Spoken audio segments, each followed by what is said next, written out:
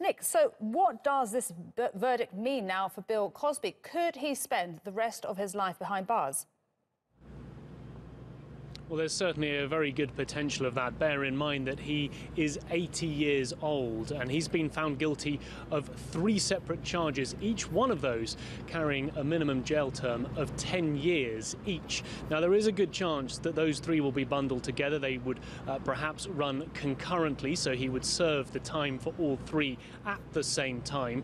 The judge also has to take other things into consideration. With any sentencing, the judge will also always look at past experience, past criminal record and health. And as we have an 80-year-old man who by all accounts is frail and is nearly blind, those are the considerations the judge will need to take into consideration. But even with those, he's an 80-year-old man. He's going to be in jail for some time to come, so there is that possibility that he could die in jail.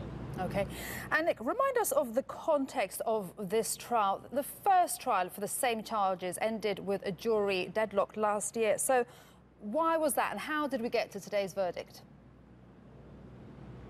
That's right. Last time round, back in June 2017, there was this trial, exactly the same charges as we had for the retrial. But after 52 hours of deliberation across 5.5 days, the jury were unable to reach a unanimous verdict. It was ruled a mistrial, there was a hung jury, and therefore it had to be retried. And that is what has taken place here. So the charges didn't change. That was essentially the same. But some of the evidence was slightly different. This time round, the prosecution were allowed to bring other women to give evidence, to give testimony against Bill Cosby. He was only facing sexual assault charges from 1 woman, but the prosecution were able to introduce testimony from 5 other women who say that they were also victims of Bill Cosby. They were trying to paint this picture of him being a sexual predator with a known MO for going after women in a similar type of way. And of course, since June last year, we have seen the rise of the Me Too movement.